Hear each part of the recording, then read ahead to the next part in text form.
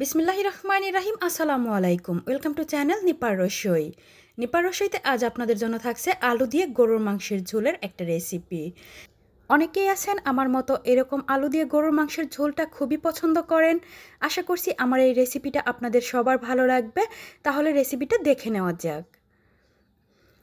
প্রথমে আমি এখানে 1 কেজি গরুর মাংস রেগুলার সাইজ করে কেটে ধুয়ে পরিষ্কার করে নিয়েছি। আর এখানে আমি হাড় চর্বি সহ মাংসটা নিয়েছি। এখন আমি এখানে মশলা অ্যাড করে নেব। প্রথমে এখানে দিয়ে দিচ্ছি 1.5 কাপ পেঁয়াজ কুচি, তারপর দিয়ে দিচ্ছি 1.5 চামচ মরিচের গুঁড়া, 1 চামচ হলুদের গুঁড়া, 1.5 চামচ ধনিয়া গুঁড়া, 1.5 চামচ জিরা গুঁড়া, 1 চামচ গরম মশলার গুঁড়া, আর দিয়ে দিচ্ছি স্বাদ মতো লবণ। এরপর দিয়ে দিচ্ছি 100 গ্রাম সয়াবিন তেল। মাংসটাতে যেহেতু আমি তেল চর্বি সহ নিয়েছি তাই 100 গ্রাম তেলই যথেষ্ট। এরপর দিয়ে দিলাম 4টি শুকনা মরিচ। শুকনা মরিচটা দেওয়ার ফলে খুব সুন্দর একটা ফ্লেভার আসবে। এরপর কিছু গরম মশলা অ্যাড করে নিচ্ছি। দিয়ে দিলাম 10-12টা লবঙ্গ, 10-12টা গোলমরিচ, 10টি সাদা এলাচ মাথা ফাটিয়ে দিয়ে দিলাম, 3 টুকরো বড় সাইজের দারুচিনি, 3টি তেজপাতা মাঝখান দিয়ে ছিঁড়ে দিয়ে দিতে হবে। এরপর এই সবগুলো খুব ভালোভাবে মাখিয়ে নিতে হবে। এমনভাবে মাখাতে হবে যেন মাংসের সাথে সবগুলো মশলা খুব ভালোভাবে মিশে যায়। মাখানোর উপরও এই রান্নাটার টেস্ট অনেকটা নির্ভর করে। যতটা ভালো করে মাখাবেন এর টেস্ট তত বেশি বেড়ে যাবে। আর আপনাদের হাতে যদি সময় থাকে তাহলে এই মাংসটা মাখিয়ে নিয়ে আধা ঘন্টার জন্য রেস্টে রেখে দেবেন। আমি সাথে সাথেই রান্না করে নেব। এভাবেই এখন আমি চুলায় বসিয়ে দিলাম। চুলায় বসিয়ে দিয়ে আমি একটু নেড়ে দিচ্ছি। এবার চুলার জালটাকে কমিয়ে দিয়ে তারপর ঢাকনা দিয়ে ঢেকে 10 মিনিট এইভাবেই কষিয়ে নেব। 10 মিনিট পর ঢাকনাটা খুলে নিচ্ছি। দেখতেই পাচ্ছেন মাংসটার থেকে কতটা পানি বের হয়ে এসেছে। এখন একটু নেড়ে দিচ্ছি। আর ঢাকনাটা খুলে একটু বারবার নেড়ে চেড়ে দিতে হবে, তা না হলে নিচে পুড়ে যেতে পারে।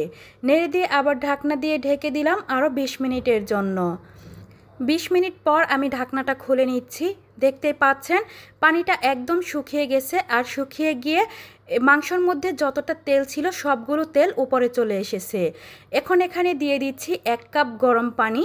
গরম পানি দিয়ে একটু নেড়ে চেড়ে দিচ্ছি। অবশ্যই গরম পানিটাই দিতে হবে। এই রান্নার মধ্যে কোনোভাবেই ঠান্ডা পানি ইউজ করা যাবে না। চুলার জালটাকে মিডিয়াম হিটে রেখেই ঢাকনা দিয়ে ঢেকে কষিয়ে নেব আরও 20 থেকে 25 মিনিট। আজকে যেহেতু আমি মাংসটাকে আলু দিয়ে রান্না করব তাই এখানে আমি মিডিয়াম সাইজের 3টা আলু 2 টুকরো করে কেটে নিয়েছি। 20 থেকে 25 মিনিট পর ঢাকনাটা খুলে নিচ্ছি। দেখতেই পাচ্ছেন মাংসটার থেকে সব তেল বের হয়ে এসেছে। আর মাংসটাও আমার এখানে খুব ভালোভাবে কষিয়ে নেওয়া হয়ে গেছে। এখন এখানে দিয়ে দিলাম কেটে রাখা আলু। আলুটাকে অবশ্যই আমি খুব ভালো করে ধুয়ে পরিষ্কার করে নিয়েছি। এখন আলুটাকে দিয়ে আমি মাংসর সাথে মিশিয়ে নিচ্ছি। আর অফ ক্যামেরায় আমি অনেকবার ঢাকনাটা খুলে নেড়ে চেড়ে দিয়েছি। এখন এখানে দিয়ে দিতে হবে ঝোলের জন্য পানি। এখানে আমি 3 কাপ গরম পানি দিয়েছি। আমি আবার বলছি এখানে অবশ্যই গরম পানিটাই ইউজ করতে হবে, কোনোভাবেই ঠান্ডা পানি দেওয়া যাবে না। আর কিছু গরুর মাংস আছে রান্না করার সময় দেখা যায় মাংসটা সহজে সিদ্ধ হতে চায় না, সেক্ষেত্রে আপনারা আরেকটু পানিটা বাড়িয়ে দিয়ে দিতে পারেন। এখন আমি ঢাকনা দিয়ে ঢেকে রান্না করে নেব। প্রায় 40 মিনিটের মতো আমি এখানে রান্না করে নিয়েছি। দেখতেই পাচ্ছেন এখানে ঝোলটা অনেকটা শুকিয়ে গেছে। এখন আমি ঢাকনাটা খুলে নেড়ে চেড়ে দিলাম।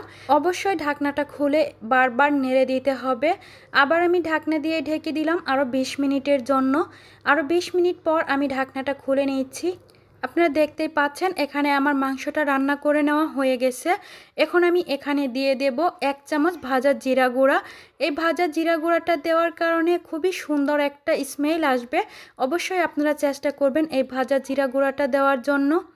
এখন আবার আমি নেড়ে চেড়ে মিশিয়ে নিয়ে আর 2 মিনিট চুলার জালটাকে কমিয়ে রেখে রান্না করে নেব। 2 মিনিট রান্না করে নিলেই হয়ে যাবে। আপনারা যদি ঝোলটা আরেকটু বেশি খেতে চান তাহলে আরেকটু ঝোল রেখে দিতে পারেন। আমি ঠিক এরকম মাখো মাখো ঝোলটাই রেখে দেব। আমার এখানে রান্নাটা করে নেওয়া হয়ে গেছে। দেখতে পাচ্ছেন কত সুন্দর একটা কালার চলে এসেছে। এখন আমি চুলার জালটাকে অফ করে দিয়ে আপনাদেরকে পরিবেশন করে দেখাচ্ছি।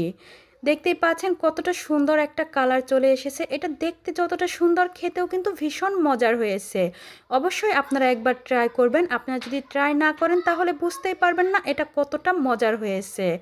আর খুবই সহজ করে আমি এই রান্নাটা দেখিয়েছি। আশা করছি আমার এই ভিডিওটি আপনাদের অনেক বেশি ভালো লেগেছে। সবাই ভালো থাকবেন। আল্লাহ হাফেজ। আসসালামু আলাইকুম।